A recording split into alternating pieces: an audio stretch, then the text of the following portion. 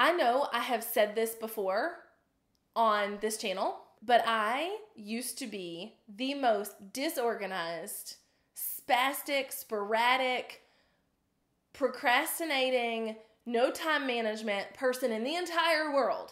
I can promise you that. But over the last few years of building a successful business, of running this YouTube channel, of having podcasts and blog posts and, a family and all these things, I've really learned how to, one, reverse those habits, but two, to be more productive with the time that I have, because I don't have full-time hours every week. So in this video, I'm going to bring you some time management tips that are true and tried by me. So let's go.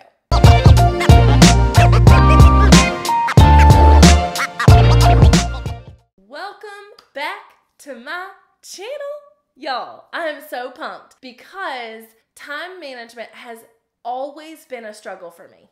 And then in the last few years, I've really decided that needed to be something I needed to be good at. If I want to grow a multi-six-figure business, if I want to grow on YouTube and have a podcast and have children who actually know who their mother is and have a husband who actually sees his wife and be able to do things that I love to do, like work out, I have to manage my time. And it's really important for me to manage my time because I actually don't work full-time hours. The reason I don't is because my kids are in school and I have to go pick them up by 3 o'clock every day.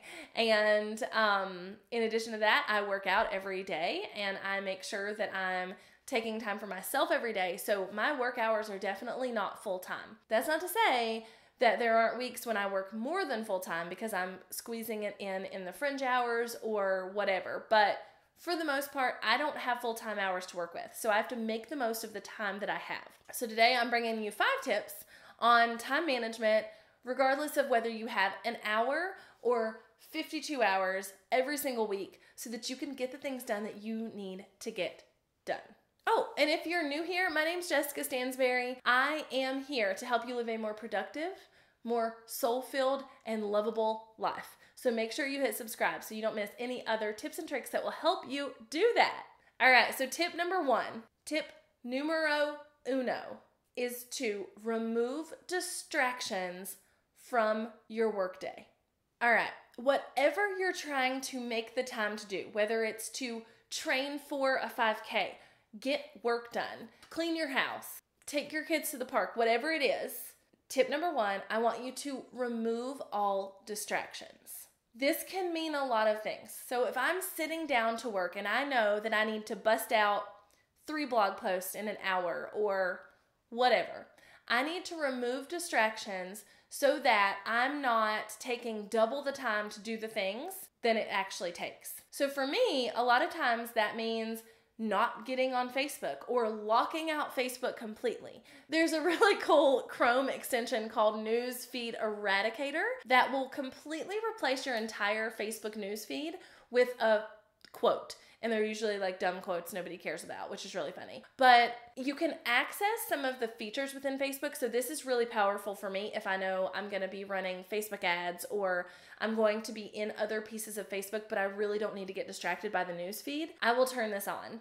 Also, if I'm doing really anything, I will turn it on because for some reason my brain autopilots to like, oh my gosh, I'm distracted. Let me go to Facebook for a minute. So that's a really fun tip, to turn off Facebook and completely like not get distracted. Also, these guys, these phones of ours, they're such a distraction. So if you really need to get things done, leave it somewhere else. Leave it in another room. Don't get distracted by this thing at all. It's really easy for us to have all these distractions and these things that ding and catch our attention. Like, oh, a notification just popped up on my computer. Oh, Facebook just said this. Oh, this happened. Remove the distractions from your time because you will not be able to manage your time correctly. If you're distracted constantly, you'll always feel behind. So remove distractions. Super easy said, not so super easy done, but I promise you can do it. All right, the second time management tip I have for you today is to be realistic. I used to put 100 things on my to-do list every day. And I didn't really put 100, but that's, an exaggeration in its best form. I used to put a lot of stuff on my to-do list every day. Like I need to clean my house. I need to go for a run. I need to work out. I need to get 7 hours of work done, and I need to film 16 videos, and I have 3 hours to do it all in, right? Like I wasn't realistic with how long it took me to do tasks. And almost everything is going to take double or triple the amount of time that you actually think it will take. So be realistic with yourself. And when you're setting out your day and you're laying out your day, don't set yourself up for failure already by putting things on the to-do list that could possibly never be done. So be realistic and know how long things actually take to do. I time everything I do in life. So if I'm going to clean my house and I know for whatever reason I couldn't, because y'all know I have like people come in and clean this for me because I don't want to take the time to do that. But let's say I forgot to call them and I need to clean up my house because we're having company over. I know for a fact that to clean my house from top to bottom, scrub the toilets, like get all the clutter out, put everything away, fold a bunch of clothes, do the things, it's going to take me about 4 hours. So for me to squeeze that into 2 hours is probably not going to happen. So you have to be realistic with how long the tasks you have on your day are actually going to take and whether you can fit them in or not. Okay, the third time management tip is to have a system that works for you.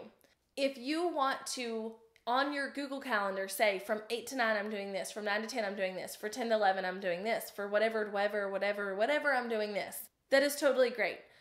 If you want to block off things in a different way, like using Trello or using a notebook piece of paper, like, okay, I need to get these 3 things done. I'm going to do these 2 things before I go to the gym, and then I'm going to do this 3rd thing after the gym. That's totally fine. I just want you to find a system to lay out your tasks and really figure out what you need to get done every day that works for you. It could be in your email or on notifications on your phone, like on timers on your phone. Like, okay, I'm going to set a timer for at the end of an hour, I'm done and I'm going to write as many blog posts as I possibly can. Or I need to film 5 YouTube videos. So for me, I know that, this system works, whatever. You need to have a system that works for you or you can't actually manage the time that you have.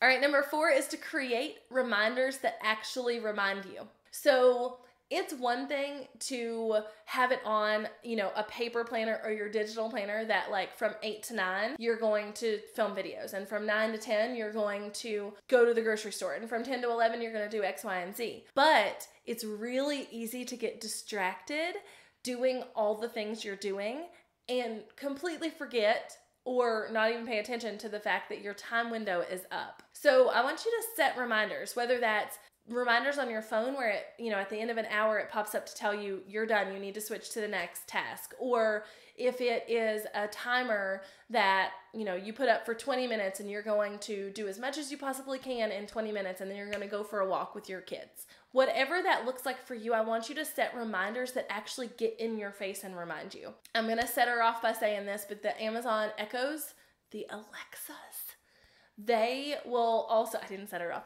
they will also set reminders for you. So I will sit down, I have one in my office because I will sit down at my desk and say, insert name of smart robot thing here, please set a timer for 45 minutes. And there's a timer for 45 minutes set, and so it'll go off, and I know that's the end of my timer for whatever. A lot of times I will get really in my head and working and going, bananas on the work schedule, and I need to leave my house by like 1:15 to get to the gym if I'm going to do it in that order that day. So I will set a timer on my phone or on that thing that shall not be named and say, at whatever time, set me a reminder that I need to leave. That way I don't get so distracted that it's 15 minutes after I need to leave and now I lost my time to go to the gym. That used to happen to me all the time, and this has helped drastically. I will also set a reminder when it's time to go get my kids.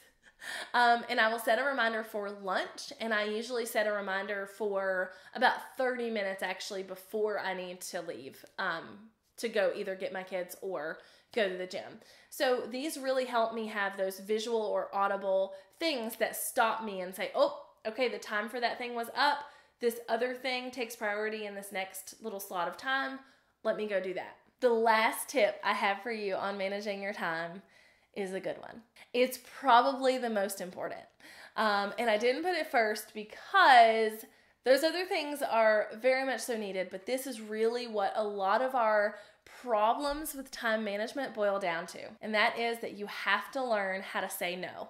There's no possible way to get everything done that you need done by saying yes to everything. Hey, can you volunteer at the kids' school this day? Yeah, sure. Oh, can you take over car line duty at school? Yeah, sure. Oh, can you clean the house today? Oh, can this happen today? Oh, can you wait at the bus stop for 15 minutes for my kids today? Oh, you know what? I know you work from home, but my dog needs to go to the groomer. Can you take my dog to the groomer?